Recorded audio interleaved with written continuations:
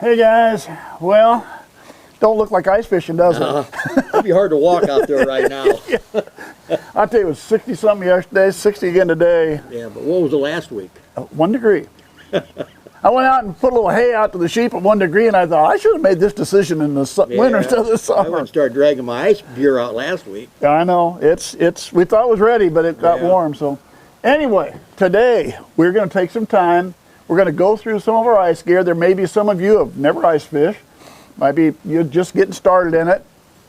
I mean, we've been doing it a few years now, but I mean, we did, and then we kind of quit, and now we're kind of doing it again. So anyway, we thought we'd bring some stuff up. Yeah, thing about ice fishing, we'll show you some stuff that might be a little expensive, but it's not too bad because we don't get expensive stuff. No. But ice fishing doesn't have to be expensive. No. We'll show you some stuff that you can get into it real reasonable, Richie. And it gets you off the couch. It does. It gets you out. It gets you at least, and you know, just the other day we had one of our videos a while back. We were talking about ice fishing, and I know one of the subscribers mentioned he was really looking forward because he doesn't have a boat, and now he's going to be able to get off the bank. Sure. And so if you don't have a boat, if you're a bank fisherman, ice fishing is great. You can get to those places you don't normally get to. So now we didn't bring the big stuff. All right, we didn't bring the ice auger. We didn't bring the hut, and we didn't bring a sled. Now, in my case last year, I bought about a 6-foot sled, like a home improvement store. Just enough to put all your gear in, drag it out on the lake with you. It makes it a lot easier. Yeah, you don't need an ice fishing sled. No. You'll triple your price. Go to Walmart or Menards or a big box store that sell kiddie sleds. Yeah, and just buy a heavy duty one. Buy the best heavy duty kid sled you can buy. You're in great shape. You'll save at least 50%. Yeah. Now, ice augers. Now, there's really 3 ways to go. We have a gas auger. We bought that 3 years ago now. Yeah. Got a real good deal on that. The other one, of course, is the hand auger. If you really don't have a lot of money, you can start, but you brought yours last year the one day. Yeah, that lasted about 2 minutes. It was my brother's, and it was dull, and about 2 minutes. But part of the problem is when you got a gas auger, then you have a hand auger. It don't take long to get tired of hand auger. You get tired of hand auger. It hurt. Now, the other thing that's interesting today that I didn't see much of when we started, but if we ever have to get done with a gas auger, is the electrics. There's one thing I want to say before we don't want to scare you away from the hand augers, because in the past, me and my brother have used them. If you have a sharp blade and a little elbow grease, you can ice fish with it. Sure. But I mean, we don't want to scare you. It was an old one. It was dull. Yeah, and let's face it. That day there was probably about at least 2 feet of ice. That too. I don't. After you went through the first 6 inches, you realized how long it was going to take you to get through the next 18, and that's So we're only going through 6 or 8 inches of ice. It is a whole lot easier. I got to admit that. But the electric ones seem interesting to me. We don't dig a lot of holes when we dig, so to me, I would think the electrics might be kind of a neat way to go. I've kind of looked at them, but they can be pretty expensive. It ain't cheap, yeah. And I doubt if they're as powerful. The catch is, keep your battery charged up. You go in the house, grab it, and go fishing. Yeah. The other one, you got to make sure you got gas. Got to mix it up, and then you're gonna have probably at the end of the year you're gonna have gas left over. Yeah, and that's gonna go with it too. So some of them work off them drills. Yes. And you can use it around the house too. All year round. That's kind of what I was thinking. Something that worked off a big heavy drill that you could actually use the rest of the year. It wasn't just for that. Yeah. But anyway, 3 ways to go: gas, electric, or by hand. If you don't have a lot of money, like Bob said, get a good hand one, and you can do it pretty good with that. Like I said, you got to keep sharp blades. Yeah. All right, we're going to start looking at some. Let's start with ice fishing rods. Because a lot of guys are, okay, what are you doing with the ice fishing rod? What did you bring? I brought a couple here. Yeah, me too. Hey, I got this one. I'll start with this. This one's still got a price tag on it. The lake here, we have the campers. Every year we have a meeting, and they have a free drawing to get stuff. And last year, I got an ice fishing rod, so I won that. Still got the tag on it. Mikey, I'm going to have Bob help me because I do not have a spinning reel. Don't own one, never used one. When I bait cast, I use a bait cast reel on my others. My ultralight, I use the under triggered.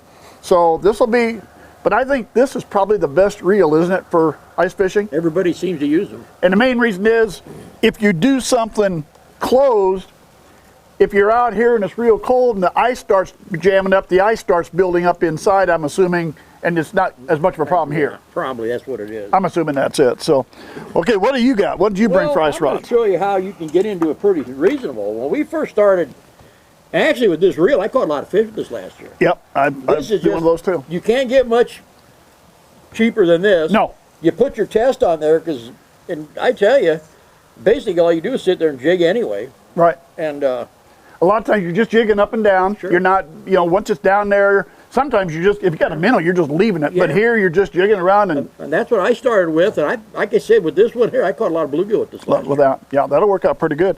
Now, one thing I want to mention, Favorite. no, but we did mention low cost. And I said this maybe is not the best when it's really cold because the ice builds up inside. But you and I don't tend to fish when it's real cold sometimes. We like it a little nicer. But this, Walmart, they call it the Dock Demon. And it's designed for kids, you know, to fish off the dock for bluegill. I caught, this was great. I used this. This was my main rod I used ice fishing last year. Works really good. It was under $10. So we're under 10 bucks. But again, if you're going to get down here and it's going to get down, you know, 10, 20 degrees and the ice starts building up inside, it's going to mess your reel up. So that's the down side of that. But Yeah. 10 bucks, you can go over to Walmart. Yeah, no, what I buy the same thing. You can get a setup for $29 on up, reel for the whole set. and the rod. Okay. And you can go $200-300 if you want to too. Yes. I don't. Yeah. No, no. And the thing is, the reel might be a little cheaper reel, but you're not casting these. No. You're just sitting here dropping it down a hole. So all Right. you need is something that doesn't ice up and reels in. Yeah. It works great. That's going to be the It works advantage great. of those. So Works you're great. going to have to help me set mine up. So I got the new Yeah. one. Yeah. Now, you brought some. I didn't bring some tip-ups. Well, here's the same thing. You can buy these. These are wood tip-ups. That's what we started with years ago. Yeah, a lot more reasonable. Real cheap. Doesn't cost much. Yeah, you just basically you put that in the water, and I'm not going to completely set it up. Then No, usually you have some orange up here. You flip it down, the fish pulls that, the flag goes up. Right. And it's, I mean, I bought this a long time ago, so it was pretty cheap. You know. Then if you want to go even bigger, these are if you're bigger fish. If you're going probably for walleye and bigger Pike. bass and stuff. Is this setup here? Same principle though. You well, yeah. Oh, here we go. I haven't used this last year. Same thing. It goes down like that. Hold that in. Yeah. Well, it goes like that. Then the fish, they'll pull your line here. See? Goes And your up the flag. There you go. There you go. And that's a lot heavier duty. It's more expensive. Right. You can run heavier line on it, and All right. We're going to get into, we should have probably started, but let's get into Yeah. safety. And we got three things for safety. One we didn't bring. One is a spud bar. Nice big bar, pound on the ice to check. It's a good way to check for depth to make sure you're not getting into too thin of ice. So spud bar's one. What do you got? well, these are what I got. This is if you do happen to fall in, you just kind of keep around your neck, and you can just, well, basically Drag get your it, ice and drag yourself out. pull yourself out. So I would advise if you guys are going to do any ice fish, especially for the first time, turn some videos on and see how you get out of ice if you break get out of through. ice. That's And the important. biggest key, like me and Don, if it's not thick, we don't go out. No. It's going to be real thick when we get out there. Now, one other real thing. Slipping on the ice. So we got the cleats, or you can put on the bottom of your boots, the ice spikes. Now, again, here's another thing. You go to your sporting goods store and there is your ice fishing spike so you don't slip. That's great. Go to your home improvement store like a Menards or a Lowe's and you'll find ice spikes so you don't slip on the sidewalk. Same thing, probably cost you half as much money. Oh, So yeah. same way, it doesn't have to be for ice fishing, but these are great. You really want these because Oh, it doesn't take much to slip. Real quick here, let's get into some of the lures or the jigs we're using, what we use. When do you start? What do you got? Some lures and Well, jigs? usually if I'm going to start out and I think they're on the bottom, I'll put on I check my depth with this. I'll put them on the bottom of my hook. I let it down until it hits bottom, then I'll mark where that is. Now, then you just judge how far you bring it out, where you Right. think the fish are. Now the key on that, it's called a depth finder weight. Now here's the key on that is you're using a bobber. Let's say we're using wax worms or whatever you're using. You're using a bobber, but you're in 12 feet of water. All right, you can't use a slip bobber like you would in your regular fishing because you can't reel a slip bobber all up inside here. So what you're basically doing is, like he's saying, you're putting this on, you're dropping it all the way to the bottom, then you mark your line at the water, and that's where you attach your bobber. Or you move it up a foot, you attach your bobber, now you know your lure, your ice jig is 1 foot off the bottom. And as you said, if you want to move it, you can move it. But when you use a slip bobber to go real deep in the summer, that doesn't work this time of year. I tried a slip bobber last winter, and I found out if it's cold out, if it's above 32, it's not bad. But if it's cold out, it freezes and the slip bobber don't work. Doesn't work. You know. So that's why the weight is a really good one for using the wax worm. So what kind of jigs you putting on now? Well, I don't know if you really can't see them. Really, Yeah, let me they're see. pretty close to an ounce and 64th. 64th ounce jig. Yeah, real really small. small hook. And I just, on these, of course, this is for bluegill and stuff. Yeah, And I just put wax worms on them. just a wax worm And jig. Little small teardrops. That's all they are. They call them a teardrop. And as small as these look, we've caught bass off these too. Yes. You caught an 18-inch bass off of Yeah, I them. had a 3-pounder last year, and that was on a small deal. Here's one that's just a little bit bigger. That's just a little bit bigger, and they'll, and there's also other ways we've used. They're going to be hooked together. I'll probably give them apart. There we go. Here's another system you can use. It's got a treble hook on the bottom, but we usually like the little small jigs have probably done the best for us. Admittingly, though, I've been talking to guys. A lot of guys use these.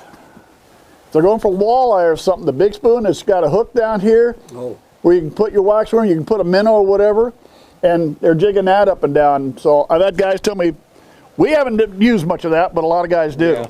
So otherwise, lure-wise, I guess that's about it. Pretty much what I use. The small bobbers. Oh, a couple other things. Gloves. I was given these 2 years ago. It's called Glacier gloves. These are the warmest, best gloves I have ever had.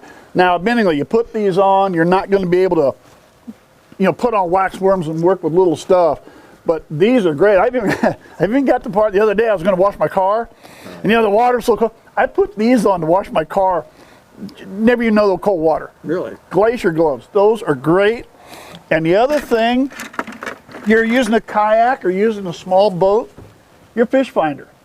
This is the Garmin 4, and not only is it standard fish finder, it's also got the flasher like you'd want. And last year was the first year. It worked well. Yeah, Bob and I have always been, we just dug a hole and fished. Last year was the first year I set this up and used it. And matter of fact, if I remember, and in the description, I will put the link to the video I did of setting this up for ice fishing. And it really worked. You can see your jig going all the way down. You can see the fish coming up to it. And the Garmin 4 is not a very high price. It's like $100 or under $150. That's a good price, because go price your big ice fishing finder. Yeah, that's they're $300, $400. Yeah. And then I say this, for less than $150, you can use it all summer, and then break it out and start using it in the winter for ice fishing. Yeah. Works both ways. So we covered most everything. I think we covered most everything, at least enough. Don't forget a little plastic ice scoop. You need something to get the ice out of the hole. Hey, I like those too. I got a couple of those. Guys, that I use quite a bit. You just put her on there, and Then put your rod in. there you go. There Yeah, you go. hold your rod. Those work really good. I've got a couple of those. Those work good too. All right, so all we need now is Ice. ice. And you know what? I hate to say it, but if I never got a chance to ice fish all winter, I'd be happy, because that means it wasn't that cold. If it stayed like this, I'd have that boat out again. If it's going to be cold enough for ice, I want it cold enough for that much ice so we can go out. Yeah. Hey, thanks for sticking with us, guys. Subscribe to the channel. Yeah. Hope to Hopefully get soon. we'll get some nice ice fishing videos this year. There you go. Take care, guys.